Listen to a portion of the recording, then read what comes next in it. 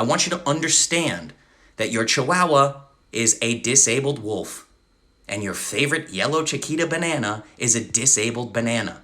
It does not have the micronutrient density that you think it does. You're eating straight sugar. You have been tricked. You have been duped by companies that knew if they could make fruit more delicious, they could sell more of it. Let's continue. Okay. I had a debate this weekend with someone who I love dearly, who has very different religious beliefs than I do, and said, well, I like the idea of eating vegetables and fruit because that is what Adam and Eve ate in the garden. There are probably some of you that are Christians that are listening, and I'm not going to talk about religion whatsoever right now, but he just said, I like the idea of eating fruit and vegetables because that's what Adam and Eve ate. Okay, wonderful. I respect your beliefs. That's beautiful. I love that, okay? Let's talk about it. Adam and Eve, if you go back to what the Garden of Eden was, there weren't even seasons there, right? According to that story, it's perfect weather all the time, access to fruit and vegetables year round. Now, that's no longer true, okay? We have seasons. We have monocropping. We've destroyed entire ecosystems, as I already told you. We've destroyed the topsoil. Most of the prairie lands in America is dead. We have literally killed most of the prairie lands in America. Luckily, there are people that are working to restore it by placing animals on that land, like bison, so they poop and pee and stomp around and make the ecosystem come back to life, right? But if you were to say, I want to eat like they did in the Garden of Eden, well, newsflash, the world right now is not the Garden of Eden. We don't have access to fruit year-round. That is not natural. All of a sudden, you can get pineapples, oranges, bananas, blueberries, strawberries, kiwis, anything you want in any grocery store in the country year-round. You know that they inject apples to keep them red year-round so that you don't know that they don't look that delicious in the middle of winter in Michigan when you're eating a golden delicious apple or whatever the red apple is, Macintosh, whatever. Guys, they put systems in place to trick you, okay? It is not natural.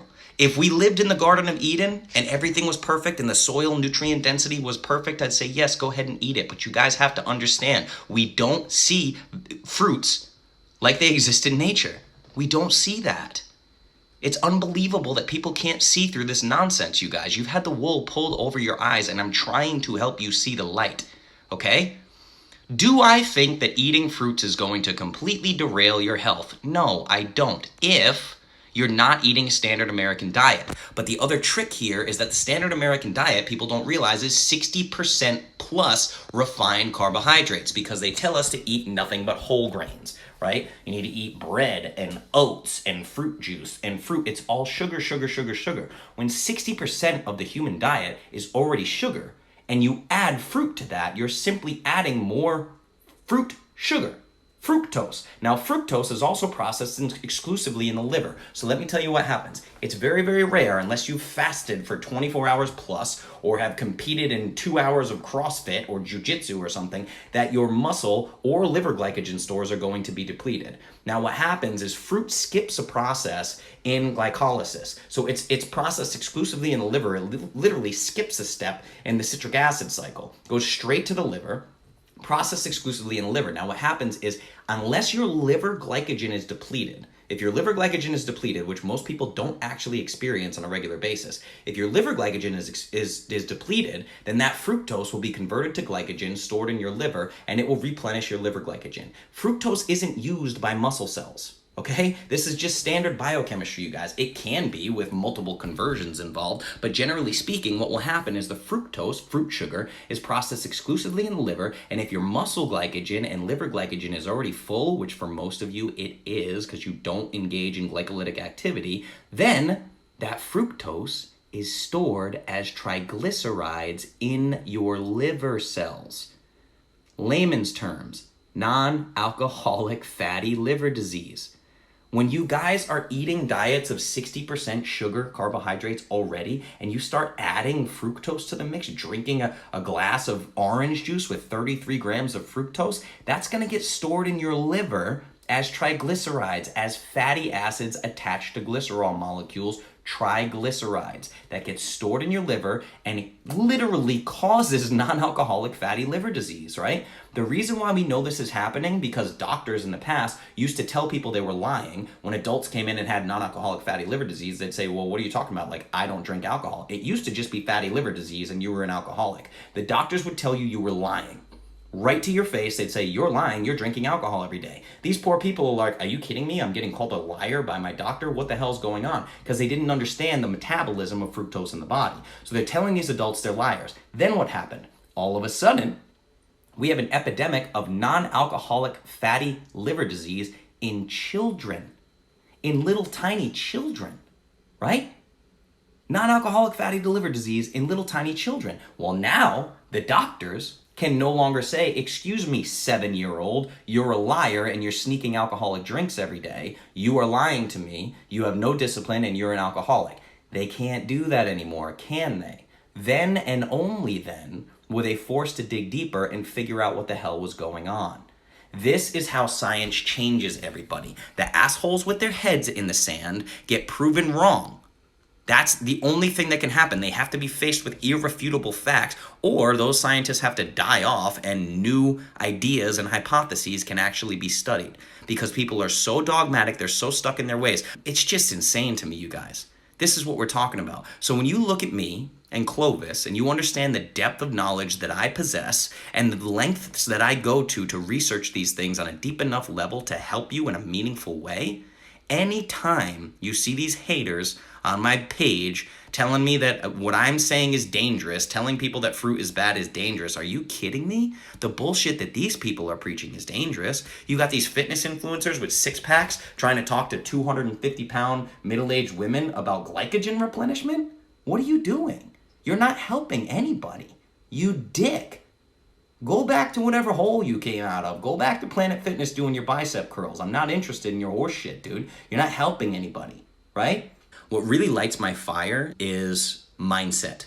Unfortunately, a lot of you wouldn't be with Clovis if I had led with mindset. I had to lead with, let me help you cut 10 pounds in 20 days. Well, I had to get you into the Clovis fold to then teach you about mindset and understand how much you need that. Obesity is an ego problem.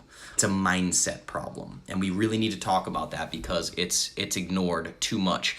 And what I see is people coming into things like paleo, keto, Whole30, Clovis, and all of a sudden they're what I call orthorexic. They're afraid of carbohydrates. They're afraid of sugar. They're afraid of all these things. Guess what, people? If I want to eat a piece of cheesecake, I'm going to do it. And I'm going to continue to have 6-pack abs, right? But it's taken me a lot of years to get there, a lot of mindset training. I've done a lot more mindset training and self-awareness training and ego training than I have nutrition training, right? I've spent years in this stuff. I've traveled to the depths of the jungle to work with shamans on my own ego, right? I had psychedelic experiences in Thailand to work further on my ego, right? These therapeutic modalities that I put myself in really uncomfortable situations all the time to gain as much self-awareness as I can. That's what helps me help you. That's also what allows me to stomp these people that come into my posts and just spray their ego all over the place. No, fruit's healthy because this study says X, Y, Z, blah, blah, blah. And I know right off the bat, I go, oh, they're copying and pasting other people's opinions. They don't have an original thought or idea in their entire head.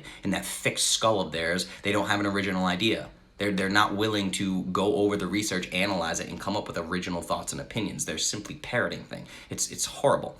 Is all fruit equally bad? On the approved foods list, small quantities of berries are good. Why berries versus bananas? Yes, great question. So no, not all fruit is the same. You need to compare micronutrient density versus fructose, right? So if you look at net carbohydrates of blueberries, it's actually quite small compared to other forms of fruit, say a golden delicious apple or a yellow banana. Now, there is a graph on here. I wish I could just share it right now, but I actually don't know Instagram that well. But on my Instagram, I have a comparison of 100 grams of banana versus 100 grams of broccoli. And it's just more protein, more calcium, more potassium, more electrolytes. It just crushes everything in every sense of the word, 1/10 of the sugar. There's nothing in vegetables that you can't get from fruits. So you need to know that right up front.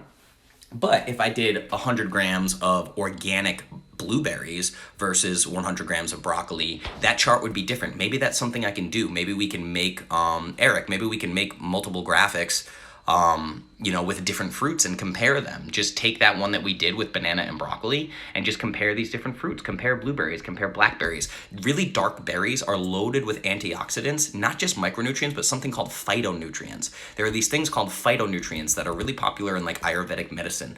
Phytonutrients are the same things you get from like herbs and spices, right? These Ayurvedic herbs and spices, or herbs and spices found in traditional Chinese medicine. So you just have to weigh the risk versus reward. In Clovis, you hear me talk a lot about risk versus reward. The risk versus reward in eating a yellow banana is huge because you're taking in 17 to 23 grams of straight fructose, depending on the size of the banana. How much micronutrients are you getting in trade-off for that fructose that's getting processed directly in your liver? What's the trade-off?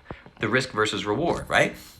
Now, don't think I haven't been there with you guys. When I first went paleo, I was eating like 6 bananas a day and a whole bag of cashews and couldn't lose weight and couldn't figure it out. I didn't know any better, everybody. I hadn't done the depth of research. I was doing my first paleo 30-day challenge thanks to Chris Kresser and Perfect Paleo Code. At the time, it was called like Your Personal Paleo Code. He actually changed the name of the book and re-released it. I did it so long ago that it's a completely different book now. That was one of the first things I did, and it was just, these foods are paleo, these foods aren't. So I was literally eating 5 to 6 bananas a day and eating a bunch of cashews because I was a little sugar burner and going through sugar detox, and I'm just trying to fill my body with sugar, not even realizing it. I'm like, well, paleo, bananas are paleo. That first 30 days I maybe lost like 8 pounds or something like that. I probably should have lost 25 pounds. I just didn't know. I didn't know what was loaded with sugar and what wasn't, So I've been there with you guys. I still, to this day, unless you're a female and I've given you some female-specific data or female-specific advice, I've still never, in Clovis, given you any piece of advice that I have not personally myself done.